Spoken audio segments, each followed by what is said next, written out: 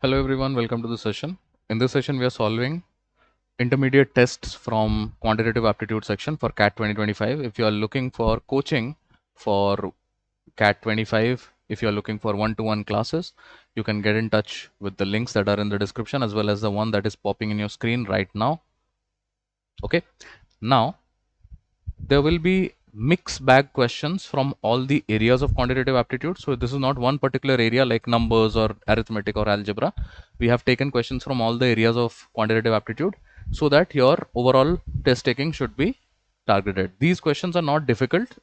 They're easy to moderate questions so that you start getting habituated with the practice with me sessions. Okay, let's start with the first question. It says find the last two digit of this expression.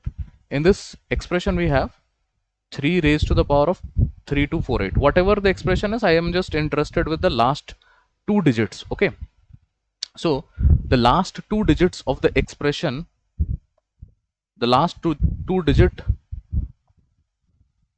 of the expression is what is required for us to calculate the last two digit of the number that is required. Okay, these are things that I have taught you in the class. Now for the numbers, odd numbers like 1 3 7 9, the ones that are ending in 379, the odd numbers, we try to modify the number with something that ends in a 1. So these conceptual ideas I have already given you in the class. I will just revise you sometime. So a power cycle of 4 in 3 will make the last digit of 3 end in a 1.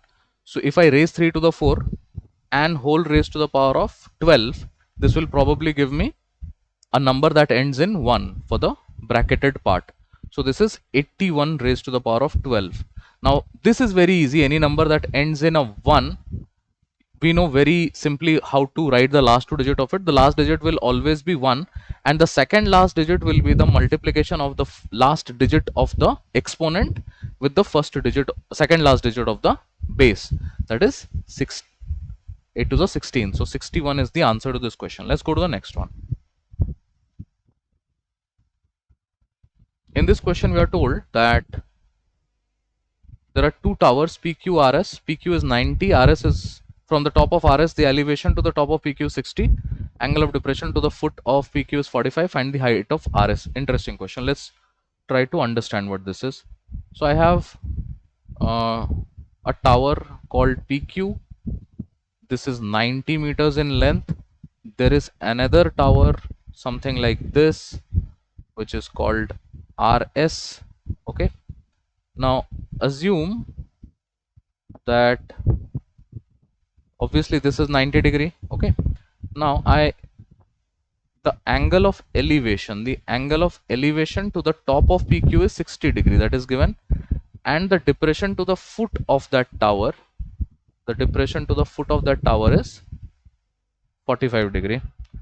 Now if this is 45, but obviously this will be 45, this will be 45, this will be 45, and just for your reference, if you extend an angle something like this, this will be 60 degree. Okay, we are supposed to find RS length. Let us call this one T.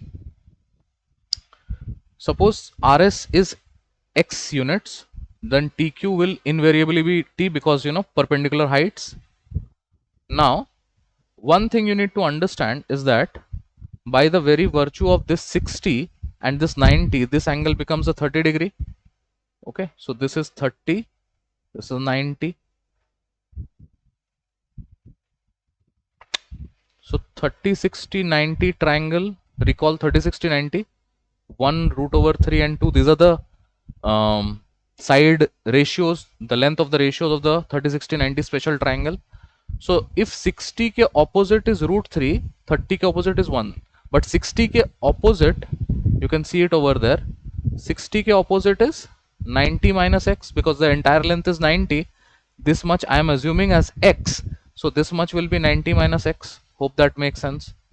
So if this much is 90 minus x, this length TR will be, which is 30 के opposite, will be 90 minus x upon root 3. No problem with that. Now let us also understand one thing. In the triangle TRQ, in this triangle TRQ, it's an isosceles right angle triangle. You have 45 degree here, 45 degree there. That means this length and this length is going to be equal. Isosceles right angle, 45 degree opposite, both the angles are same. So I can in fact say that this is equal to x. This is also equal to x. Now that means TRSQ is a square. It also means this is equals to x. Okay. That means 90 minus x is root 3 x. This implies that if I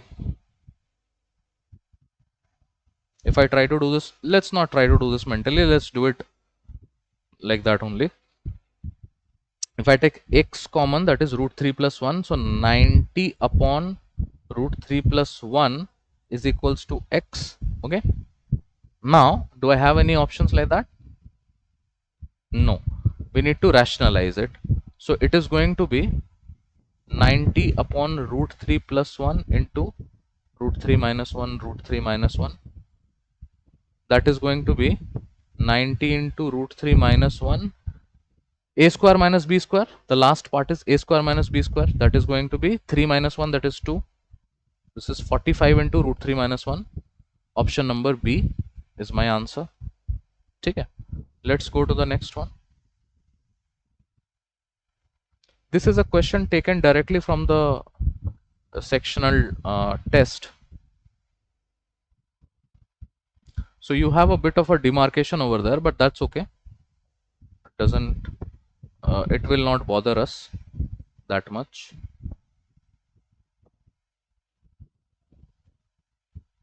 Let us read this. So this question says that we have a function that is defined as f of x plus 2 is a quadratic 5x square plus 4x plus 8, and we need to find f of x minus 2. It's a fairly simple question. What we need to do is we need to understand that we need to substitute something in the function that will change my the independent variable x. Okay, what I'm trying to tell you is that if you substitute x minus 4 in f of x plus 2, you get f of x minus 2, that is equals to, now x has been substituted as x minus 4, so all the x's will change. So this is going to be 5 times of x minus 4 the whole square plus 4 times of x minus 4 plus 8. So this is going to be x square plus 16 plus 8x plus 4x minus 16 plus 8. Okay, minus 16 plus 8 can be written as minus 8. This is going to be 5x square plus 80 plus 40. Hold on, not plus. A square plus b square minus 2ab. So 40x plus 4x minus 8. Okay, so this is how much? 5x square minus 36x plus 72.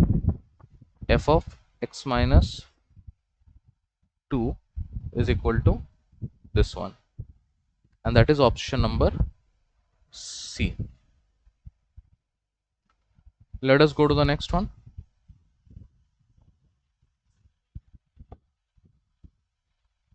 If sin theta minus cos theta is equal to 1 upon 4, find the value of tan theta plus cot theta. There are two things. Firstly, I don't think a cat will give you a question type like this. This is a very specific question type from a very specific institute, but that's okay. Let us try this out in any case. So one thing that we can do, there are some basic trigonometric identities that one needs to remember, one needs to recall. That is sin square theta plus cos square theta is equal to 1 and all that. So because we have sin theta minus cos theta, let's do one thing. So we have sin theta minus cos theta, that is equals to 1. Let us just square on both the sides. So we will get a square plus b square. So a square plus b square minus 2ab, 2 sin theta cos theta, that is equals to 1 upon 16, right? Now this thing you know is 1. This is an identity. So 1 upon, so 1 minus 1 upon, so 16, that is equals to 2 sine theta cos theta. Okay, now understand one thing, please do not transform 2 sine theta cos theta as cos 2 theta, because that will cos sine 2 theta, that will not help you in any which way. So that is 15 by 16, or let's say 15 by 32 is equal to sine theta cos theta. Okay, now we need to find tan theta plus cot theta. We need to find tan theta is nothing but sine theta by cos theta. This is cot, that is cos theta upon sine theta. Just cross multiply, this will be sine square theta plus cos square theta upon sine theta plus cos theta. Sine square theta cos square theta is 1. 1 plus sine theta plus cos theta, substitute, that is 15 by 32. 32 goes to the numerator, so this becomes, I'll write it over there only, 32 upon 15 is my answer to this question. Option number B is the right answer. Okay, let's go to the next one. Let us look into this question now. It says that C is such that x, sorry, C is equals to x such that x is less than equals to 20 and x is a natural number. Find the number of subsets of C that contains at least one composite number. This is actually a difficult question, a fairly difficult question from the areas of set theory. To solve this question, there are two things that you need to understand. The first thing is that let us write down all the numbers from 1 to 20. You will at least have to do this. So this will have 1, 2, 3, 4, 5, 6, 7, 8, 9, 10, 11.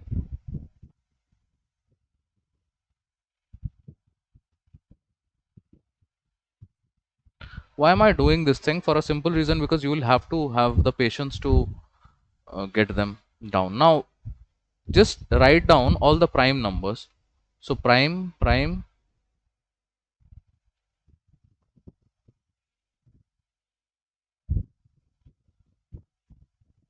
okay. Now you can see there are total 20 numbers and one is a separate entity, neither prime nor composite, and then I have 1, 2, 3, 4, 5, 6, 7, 8. 8 primes and 11 composite numbers. Okay, so what do I mean by that? 1, 8 primes and 11 composite. What it means is that now to find out the number of subsets that C can contain that has at least one composite number, we will have to employ the idea of total minus none. This is something that I have taught you in set theory as well as in permutation combination. This is a very important theory, that whenever you have to find out at least at, then you will have to do total minus none. So total number of subsets that can be formed of all the 20 numbers will be 2 raised to the power of the total elements, 2 raised to the power of n, that is 2 raised to the power of 20, minus the ones that you don't want to see. So we need composite number, at least one composite. So I am subtracting all the subsets that will have no composite number. So we will be subtracting what? We will be subtracting all the 8 primes and the 1 itself. So total will be 2 raised to 20 minus 2 raised to the power of 9. This is your answer. But you don't see a answer like that. So what you can do is take a 2 raised to 9 common. So this becomes 2 raised to 11 minus 1. So yes, this is my answer. This is a difficult question. I'm again telling you, fairly difficult question. Just coming from the fact that if you are able to understand this idea or not. Okay, let's go to the next one.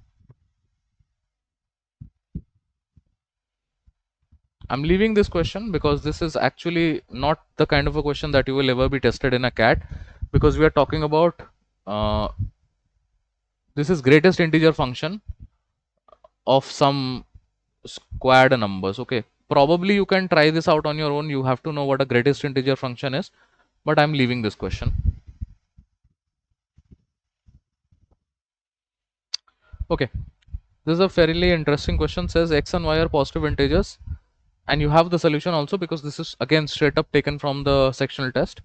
So x and y are positive integers satisfying 7y upon 13, 3x minus 3x upon 13, and we need to find the max value of this. This is actually not a very difficult question. It's coming straight from the area, the chapter of integer solutions.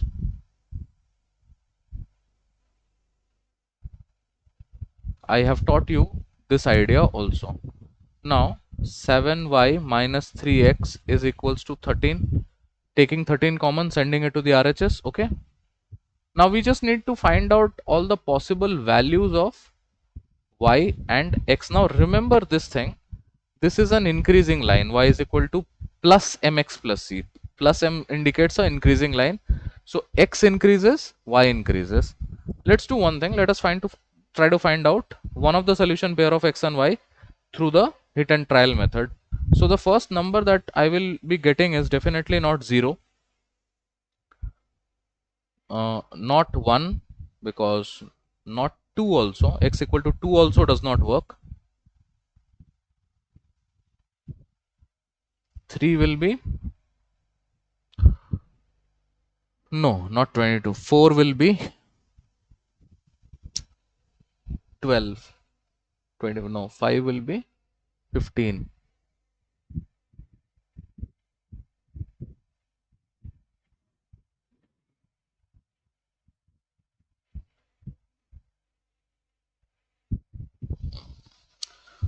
So,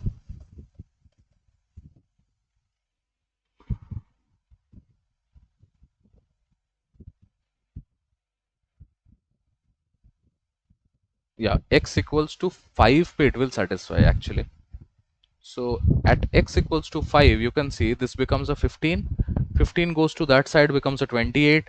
7 4 is a 28. So now the first solution pair that I have is 4 comma 5. Now I want to increase x and I want to increase y also, because this is an increasing line. Remember, an increasing line with increasing x, y also increases. Every point as x is increasing, y is also increasing. Okay, now understand one thing. There is no point going backwards, because if I go backward, I will have to go backward in the steps of the coefficient of y. So if x एक step पीछे गया, it will go into the negative territory. That is not allowed, because we are only looking for positive integers. So that means it will only go ahead. So now I will just add 7 to this, and I will add 3 to this. So this will become a 7, and this will become a 12. Again this will become a 19, this will become a 10, and then 7 more, this will become a 26, this will become a 13, and so on and so forth. If you realize, the maximum value of y minus x will be minus 1, because then 7 minus 12 will be a negative 5.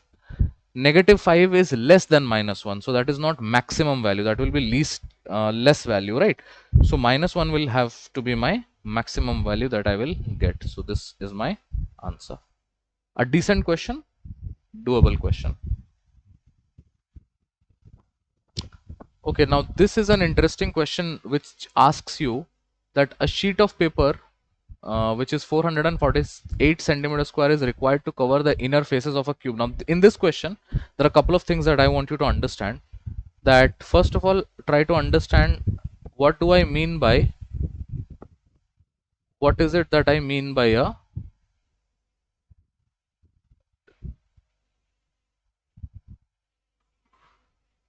now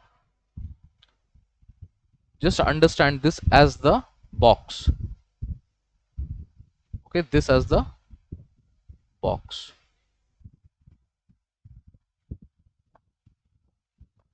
Now when I'm talking to you about the sheet that will cover all the inner faces of the box, what does that means? It does not mean just the four walls.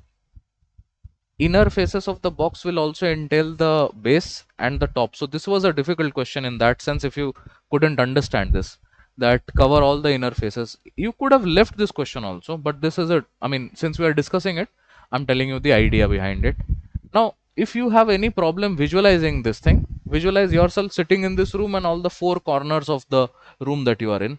They are asking you, they're telling you rather, the greatest distance between any two corner of the box is 24 centimeter. What does this mean?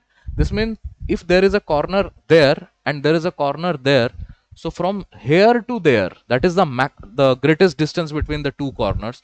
Otherwise, there is no such thing, right? So just look in around your room and you will be able to find that out. How will you get that? And then you have a rectangularish, let's say, base. So I can call this my length, this part as my breadth, and this part as my height. Okay. Now,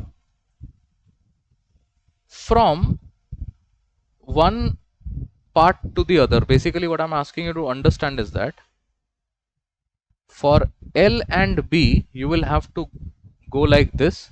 So this length is going to be obviously L square plus B square, root over L square plus B square, coming from Pythagoras theorem. And imagine again, that corner and that corner, I have one length and this height. So the diagonal is given as 24. So you will be using L square plus B square, root over whole square of that, plus H square, that is equal to 24 the whole square. Okay, so that is L square plus B square plus H square is equal to 224 ka whole square, whatever that is. I'm going to write it in a while. And the inner face of all the this thing, all the cube, so that will be 2 times of, because there is one face with length and breadth, there is another face length and breadth, so 2 times of LB BH plus LH, that is given to us as 448. Now let us just see this thing. If you add these two, this is L square plus B square plus H square plus 2 times of LB BH LH, that is equal to, this I think is 576. 24 square is 576 plus this number. So this is going to be 6 and 8 is 14, 7 and 4 11, 12, 6 and 4 10, 1024. Very good. This is A plus B plus C the whole square. So L plus B plus H the whole square is equals to 1024. Now L plus B plus H will be square root of 2 raised to the power of 10. 2 k power 10 is 1024. So that is 2 k power 5, which is 32. Very good. What are they asking? They're asking you to find the sum of all the edges of the box. How many edges do you have? So you have L 1 times, 2 times, 3 times, 4 times. Similarly, H you will have 1 time, 2 time, 3 time and 4 time. B also 1 time, 2 time, 3 time, 4 time. So 4 times of 32 will be the, because L plus B plus H is 32. So 4 times of L, 4 times of B and 4 times of H. So 120 plus 8, 128 centimeters will be my answer.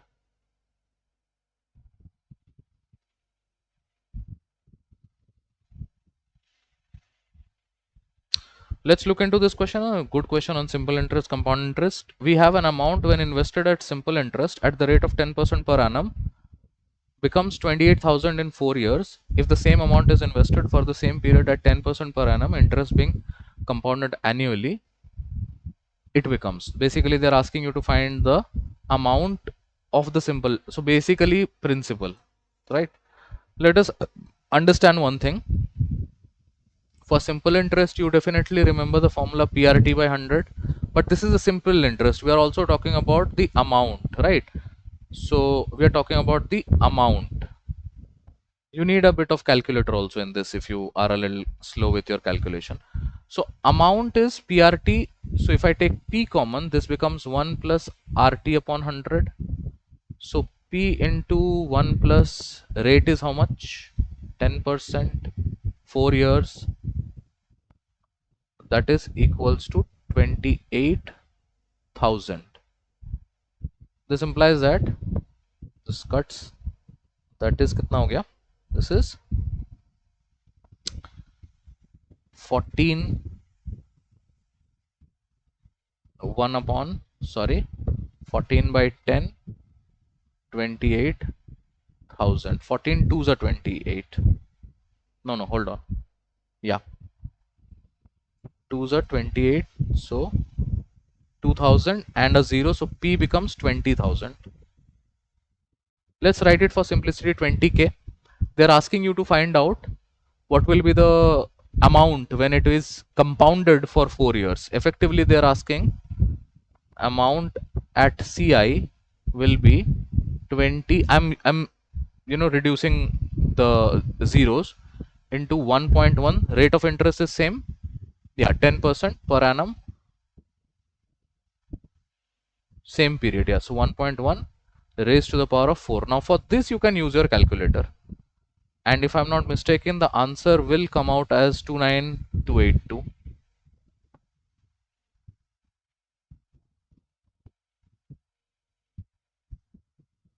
If you use your calculator, the answer will come out as 29282. That is the answer to this one. Okay, interesting one. A race consists of 3 tracks: A to B uphill, B to C. And it's an interesting question I'm saying because of a very specific reason.